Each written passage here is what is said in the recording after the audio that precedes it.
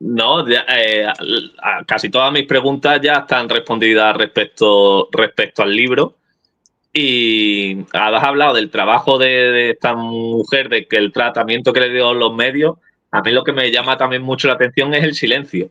De hecho, Javi y yo intentamos hacer un vídeo también y encontrar noticias de periódicos y tal de la época es muy complicado. De hecho, mencionas que en El País creo que hubo 13 noticias, ¿no? O 11, alrededor de 13, 11. Y, o en El País, no, en el ABC, o en alguna de las dos, estaba en torno a 13, que me resulta curioso que un acontecimiento tan importante y tan sorprendente, y como nos gusta a los españoles un poco este salseo, se le dé tan poco, un bombo. Sí. Pero no solamente se le dio poco, sino que es que se intentó manipular y bloquear enseguida, ¿no? O sea, y sobre todo manipular, ¿no? Yo también me hace pensar todo esto que la segunda y la tercera hipótesis cobran más fuerza cuando veo que se intenta el silencio. Es decir,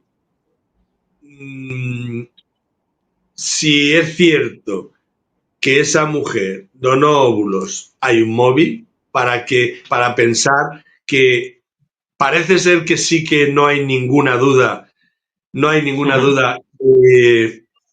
que Leticia la presionaba a tope, y digo que parece ser que no hay ninguna duda porque el propio David Rocasolano, que era primo, pero que es abogado y que sabe de lo que va, y que parece ser que también lo ficharon para hacer un trabajo de eliminar unos papeles de un aborto, creo, de una clínica, que te lo encargas al CNI, pero no se lo encargas a tu primo, ¿no?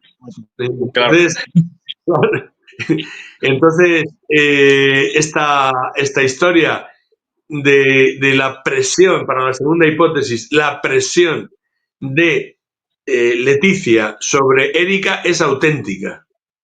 Con óvulos o sin óvulos, David Rocasolano escribe en su libro Adiós, princesa, que realmente el motivo del suicidio o de la automuerte era la presión de Leticia sobre Erika a todos los niveles. El sentirte humillada, el sentirte que no eras nada, que te tienes que comportar así, así y así, ¿no? Y que esa presión fue la que la mató. Si a eso le añades lo de los óvulos, pues ya no te quiero ni contar, ¿no? Porque claro, es que la gente se tiene que poner en el papel de esta muchacha viendo crecer a Leonor. Y más cuando son bebés, que te los comes, que son maravillosos, que no importa lo que hagan, que hasta cuando hacen caca te hacen gracia, ¿no? Entonces, creo que hay una segunda hipótesis para mí con muchísimo peso, ¿no?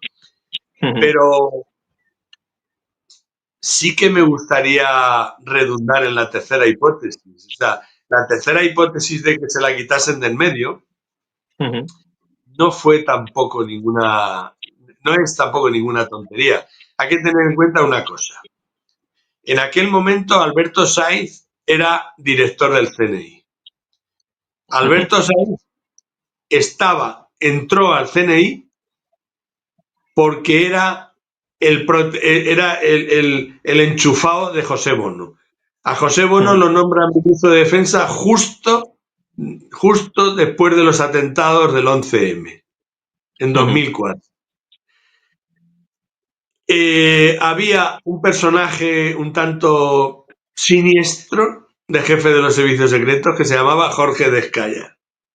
Había sido embajador en Marruecos, había sido un gran aliado, era bien visto por la derecha y por la izquierda, por eso en aquel momento mandaba el PP y lo seguían manteniendo de jefe de los servicios secretos, pero estaba bien visto por la derecha y por la izquierda.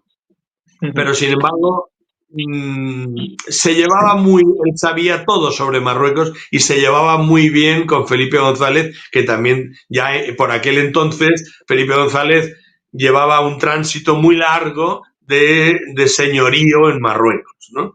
Donde tenía casa y donde tenía contactos de todo tipo. Y entonces tú, como Jorge Descallar, como jefe de los servicios secretos, no te enteras de nada, te organizan el mayor atentado de la historia de España y en lugar de mandarte al cubo de la basura, en lugar de mandarte al quinto pino, al sitio más, a la Siberia española, ¿no? Te ascienden.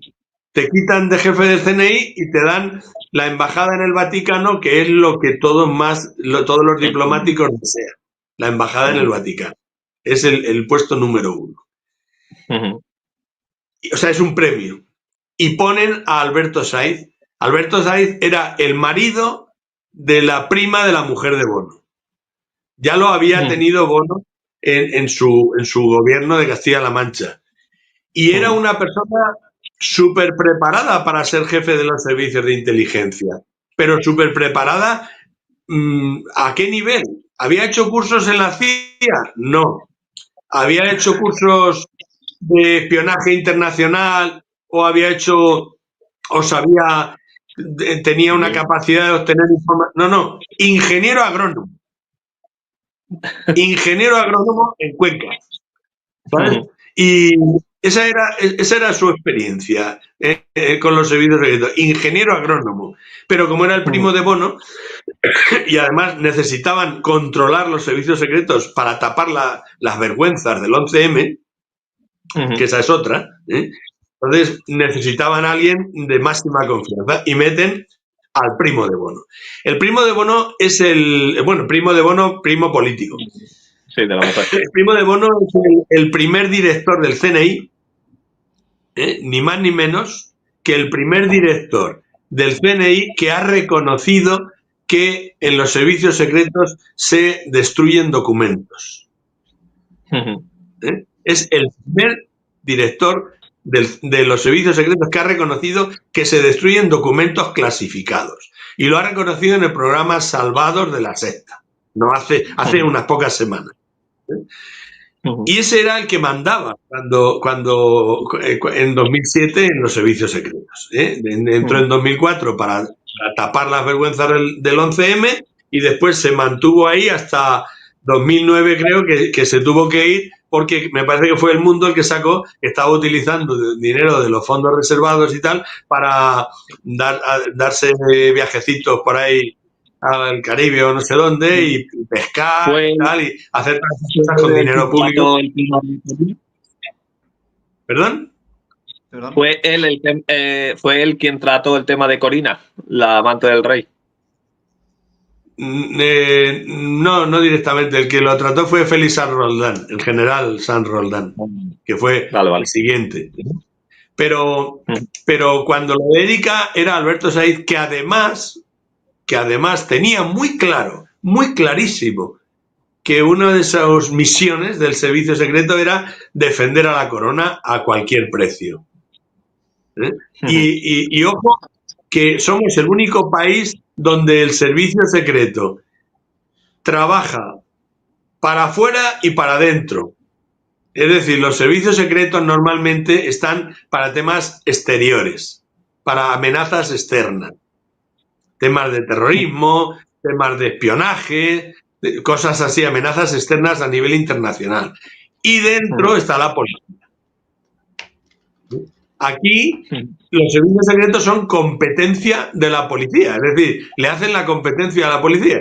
Somos CNI fuera y CNI dentro. ¿Sabes? Y eso no puede ser. Eso no puede ser porque al final pues hay una duplicidad. Bueno, posiblemente haya muchos casos donde haya 3 o 4 entidades diferentes implicadas o investigando, ¿no? Pero en el caso de la policía muchas veces ha habido choques con los servicios secretos, ¿no? O, por ejemplo, tienes a gente como el famoso Villarejo y los servicios secretos le encargaban cosas, ¿no? Aunque el mejor era el pequeño Nicolás, que se recortaba el logo del servicio secreto, hacía fotocopias en la tienda de la esquina y decía que era gente del servicio secreto. Eso era el mejor. Oye, Y, llegó al besamanos de... No, al sí, sí, besamanos no, al corrillo este del día de... el besamanos, el besamanos. O sea, Besamanos. él estaba allí y le dio la mano a todos, al rey, a la reina, a los príncipes, a quien se pusiera por el medio, ¿no? Eso era maravilloso, ¿no? Pues fíjate que eso también te muestra, esa tontería del pequeño Nicolás, te demuestra muchas cosas que pasan. El pequeño Nicolás era un niño que tenía cara de niño, porque hay niños que parece que tienen cara de hombre, ¿no? Pero este tenía cara de niño, mente de niño, porque cuando lo oyes hablar te echan las manos a la cabeza de cómo pudo hacer las cosas que hizo con esa forma de hablar. Estamos hablando de un tipo que falsificó el DNI, ojo, no en una fotocopiadora, en una comisaría. Con el apoyo del funcionario que hacía eso, ¿eh? Entonces, estamos hablando de un niño que falsificó el DNI para que otro compañero que sí estudiaba se presentase por él a los exámenes en la carrera que estaba estudiando. Era la leche, ¿no? Pero en este caso, un niño que tenía cara de niño, hablaba como un niño, mentalidad de niño y, ojo, edad de niño. Edad de niño. ¿Qué hacía un niño entrando y saliendo a su antojo en el despacho del secretario de Estado de Comercio, Jaime García Legaz? ¿Qué hacía entrando y saliendo como si nada? Y el secretario de Estado, ¿eh? No estamos hablando del secretario de alguien, no, secretario de Estado de Comercio, en el edificio del Ministerio de Comercio. ¿Qué hacía un niño entrando y saliendo y quedando con él fuera y llamando el García Legaz a cualquier sitio para que lo recibieran y tal? ¿Qué hacía? No es un poco raro. Un gran relaciones públicas, ¿no? ¿No es un poco rarito eso? Es un poco rarito. ¿Qué hacía el presidente de los empresarios de Madrid, Arturo Fernández, tumbado en un sofá, en un chalet que le habían alquilado al pequeño Nicolás, que costaba 5.000 euros al mes, y que se lo habían alquilado posiblemente para hacer grabaciones también? ¿Qué hacía el presidente de los empresarios ahí, tumbado echándose la siesta en un sofá? No, es que fui allí a dar una charla para él y sus amigos y tal, y me dio sueño y me eché... Venga, hombre, a otro ese cuento, ¿no? ¿Qué hacía mucha de la gente que estaba implicada con el pequeño Nicolás? Es que no se daban cuenta que era un niño. Porque luego había otras cosas de película de Paco Martínez Soria mezclado con Gila, como por ejemplo cuando organizó el viaje ese a San Censo, o no sé dónde fue, que se entrevistó con el presidente el presidente de ALSA, la empresa más grande de transporte que tenemos en España, y con otros empresarios diciendo, no, es que va Juan Carlos, va a ir el rey a tal restaurante y tal. Y aparece el tipo diciendo que el rey no había podido ir, pero aparecen 2 coches oficiales del parque móvil ministerial con las lucecitas azules de la policía y con policías conduciendo. Para eso, para poder hacer eso, no solamente tiene que ser que tú le digas a los policías os vais a ganar una pasta, no, eso tiene que venir de arriba. Eso no es tan fácil, llegar a unos policías y sobornarlos por 4 duros y decirle, venga, vamos a... Porque saben que se juegan el empleo, como así pasó. Se juegan el empleo, ¿no? Entonces, ¿qué hace un niño mezclado con tanta gente adulta jugando a policías y ladrones, jugando a espías, ¿no? ¿Qué hace un niño con toda esa gente? Y ahí volvemos a lo de antes, ¿no? Pasan cosas. Sí, tendría ese niño muchos amigos y amigas, ¿no? Exacto. Pasan cosas, ¿no? Entonces, bueno, no sé, yo creo que, por eso te decía que para mí la tercera hipótesis no la podemos dejar de lado, porque realmente en un momento determinado, y insisto, no es más que una hipótesis, pero en un momento determinado, sin el conocimiento de Leticia ni nada, ni de la Casa Real, ni de nadie, en un momento determinado dicen, oye, la cosa se puede romper por aquí. La cosa se puede romper. Esta tía está diciendo que ella es la madre auténtica, ¿eh? y que ella quiere estar con su hija y que tal, igual. Esto se puede romper por aquí. Y a partir de ahí se puede crear una operativa para quitársela del medio sin quitársela del medio. Es decir, yo no estoy diciendo en ningún momento que le abrieron la boca y le metieron 20 pastillas y luego pusieron ahí el escenario, como sí que se hizo con Mario Biondo. No, no estoy diciendo esto. Lo que estoy diciendo es que, como hipótesis, tienen unas técnicas de control mental a largo plazo que son espectaculares y que las utilizan con muchísima gente.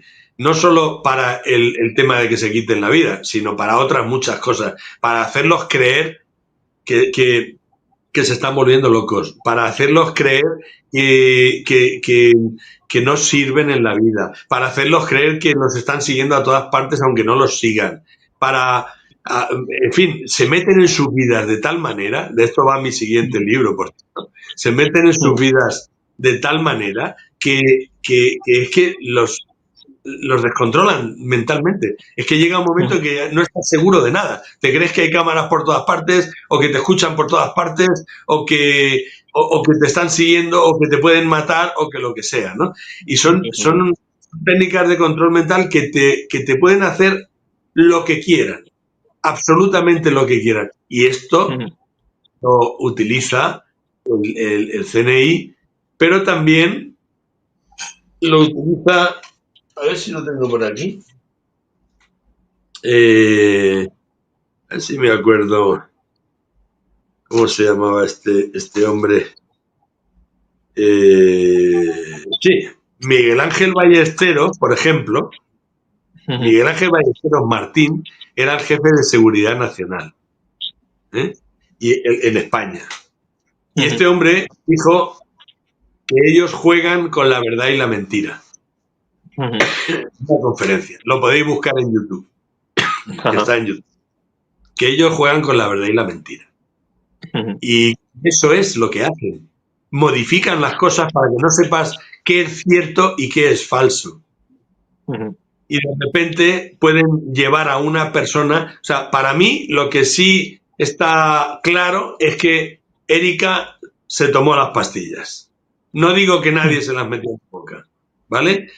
Pero la inducción al suicidio por la presión absoluta de Leticia, reconocida en el libro por su primo David Rocasolano, que es abogado, sabe de lo que está hablando, aunque no mencione lo de los óvulos porque no sea cierto, porque no lo sabía, porque cree que no debe hacerlo, lo que sea, aunque no lo mencione, pero sí menciona la presión extrema de Leticia hacia Erika, ¿no? Y la tercera versión de los servicios secretos, de que pudiera ser que hicieran una operación para mantener la estabilidad del Estado, eso me van a perdonar los que crean que soy un conspiranoico, pero como hipótesis es absolutamente viable. Absolutamente. Además, Javier, a mí me gustaría comentarte una cosa. Que estoy completamente de acuerdo con lo que dices acerca de la tercera hipótesis, que hay que darle más credibilidad. Pero lo que a mí me ha pasado con este último libro tuyo es que estaba esperando llegar a la tercera hipótesis para que me pudieras dar una versión de los hechos como ya hiciste en el libro de Sandra Mozarovsky, en los que construyes la teoría de los dos matones que van a verla, que al verla que está de buen ver deciden ponerse un poco... pues eso, con los españoles de la época, pues a intentar abusar de ella y al final lidia con ella saltando. Eché un poco en falta eso en tu último libro, que parece que con la tercera hipótesis pasas un poco como de puntillas, dándole credibilidad, pero eché en falta una escena novelada, como lo hiciste en el anterior. Porque el libro de Sandra Mozarovsky era novelado y este no es novelado. Este es simplemente poner un caso concreto y decir, En este caso concreto hay una hipótesis oficial y otras dos que podrían ser a partir de las declaraciones de Peñafiel. Y por eso lo explico así. Y entonces explico los motivos que tiene mucha gente para autoeliminarse y cómo se podría o por qué se podría haber ocurrido la segunda y la tercera hipótesis. Pero podría haberlo hecho perfectamente si lo hubieran novelado, ¿no?